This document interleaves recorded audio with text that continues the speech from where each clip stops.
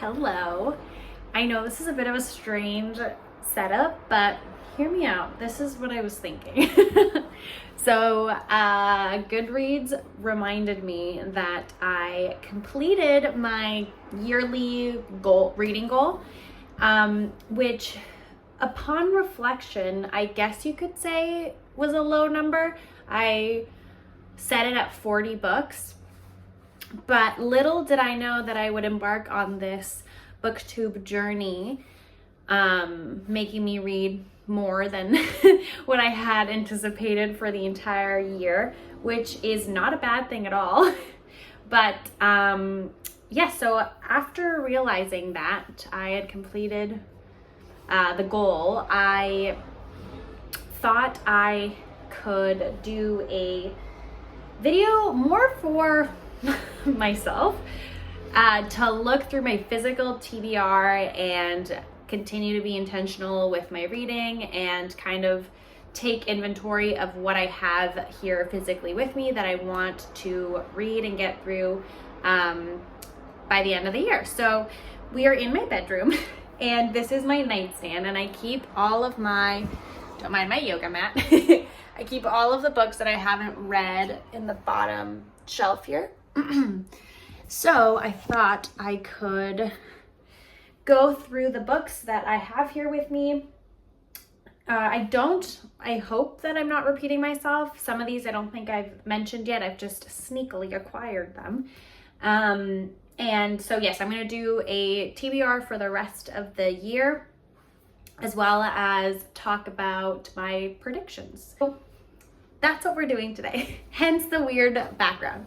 But also, I hope the glaring sun isn't going to be super annoying, but we'll see. Okay, the first book, which is one I just picked up again from the library because I already took this out and I didn't get to it on time, so I had to return it because I felt bad holding on to a very sought-after book and lying here unread.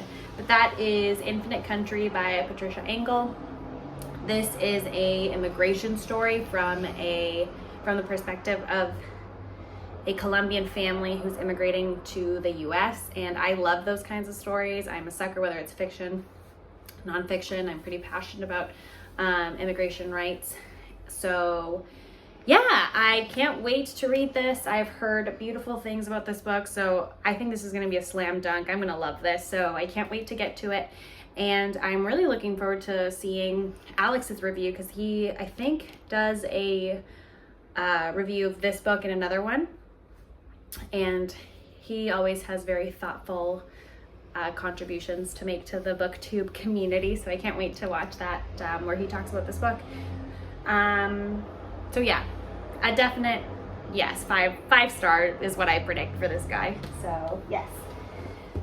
The next book is this guy, actually, which I really should get to it soon. Satellite Love by Genki Ferguson. Not sure how to pronounce that first name because I suck. This is by a local author, and it's very, from the little like blurb, sounds very melancholic and kind of sad boy vibes, which at the time when I bought this, it's kind of what I was feeling. A little blue. And yeah, so this is about, it's set in Japan, and I think it's about a young girl who starts this well, I don't know if it's romantic. Maybe it's just a friendship, platonic relationship with the satellite.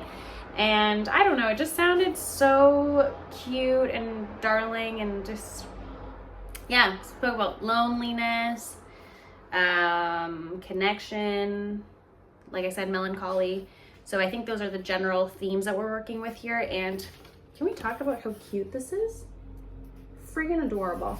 Anyway, and the lovely Sarah, when she came to visit me, which honestly made my entire week. That was just so sweet. It's the first like internet friend that I've met in real life, and I was just like, ah!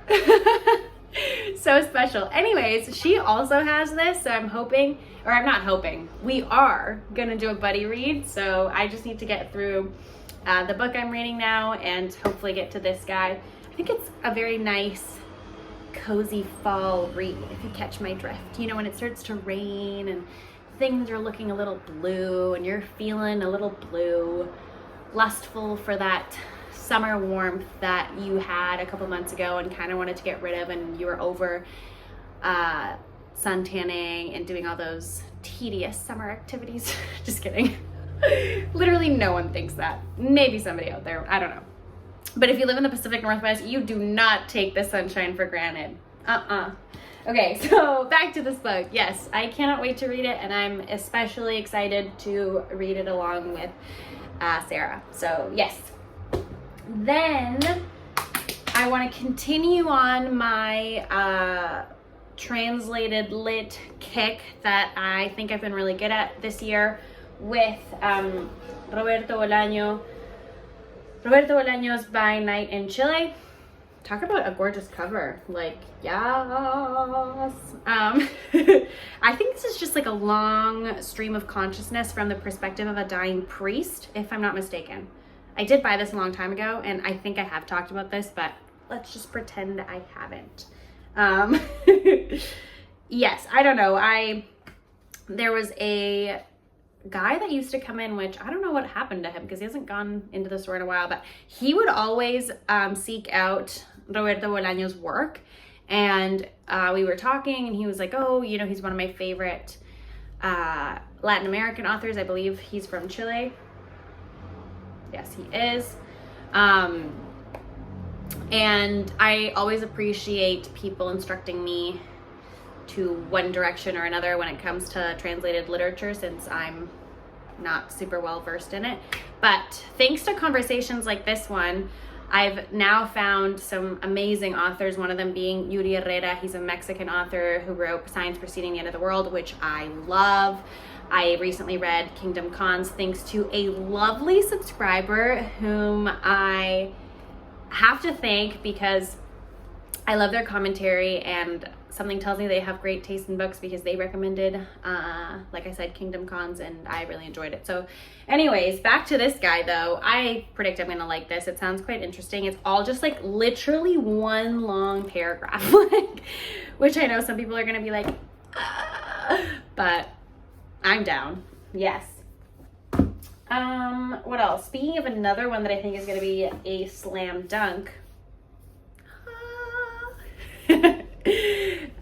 Queen Rachel Cusk, delivered or sent to me by the other queen of the booktube world, Rebecca from Rebecca Eats Books. Bless her heart for sending this my way. It makes it all the more special, and I can't wait to read her.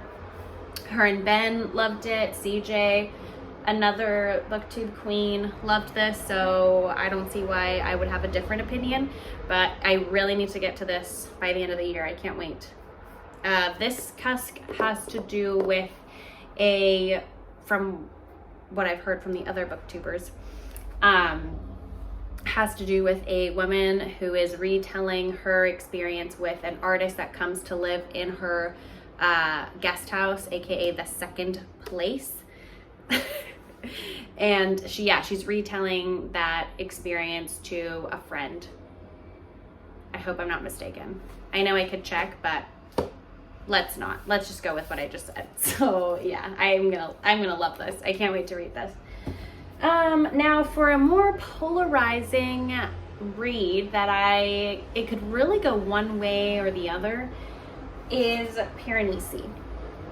Now this is Carolyn, my other booktube bae, favorite book, or one that I'm not gonna say favorite because maybe it's not anymore, but she repped this book hard, okay?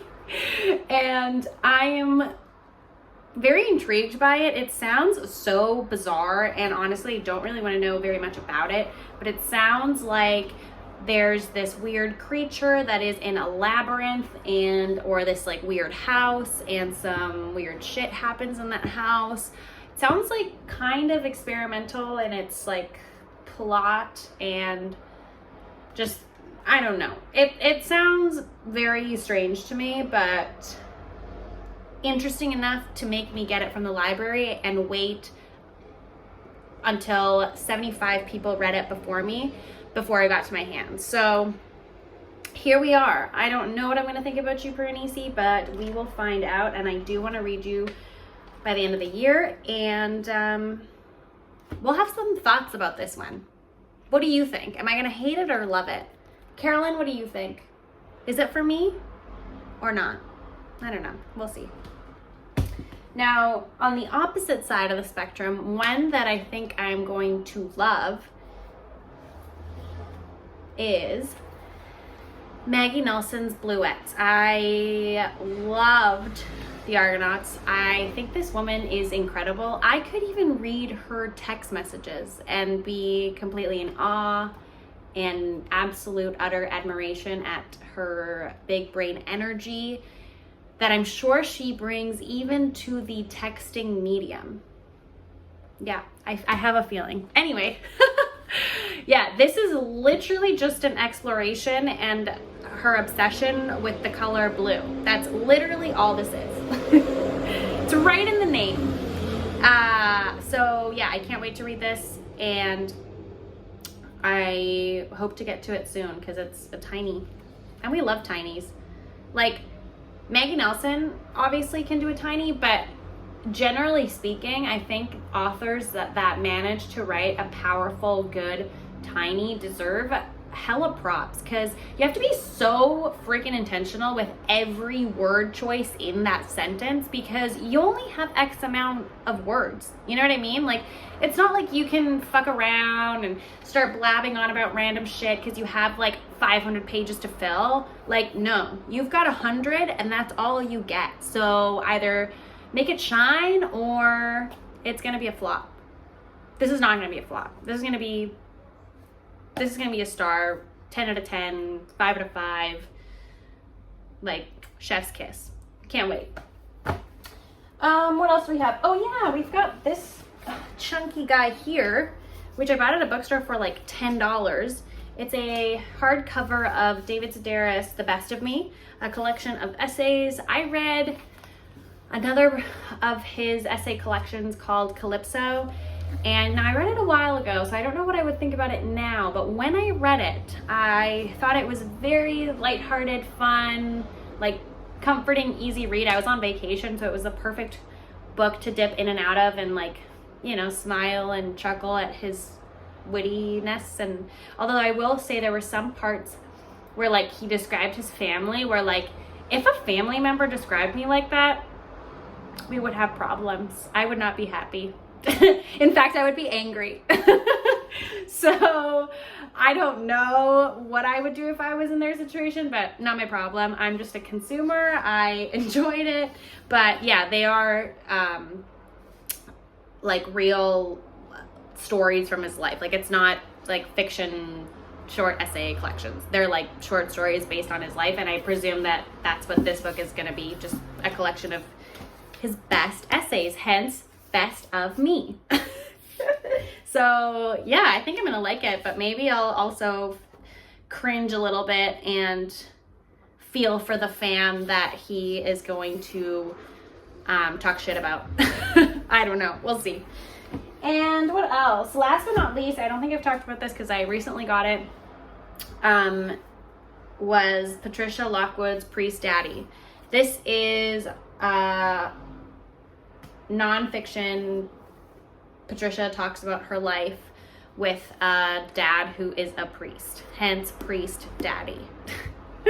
Yeah, I don't know. I think I'm gonna really like this, to be honest, because I love a good autobiography, and I think I'm going to have a better time with this than I am, or that I could have with No One Is Talking About This.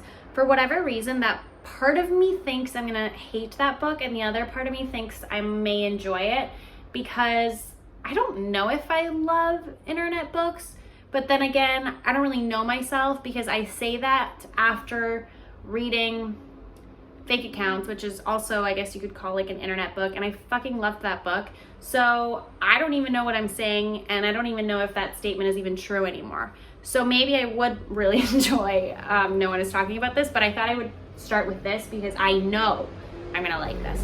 Yes, that is the other book that I bought recently because I was kind of in a blah mood and I thought a book would cheer my spirits, and it did.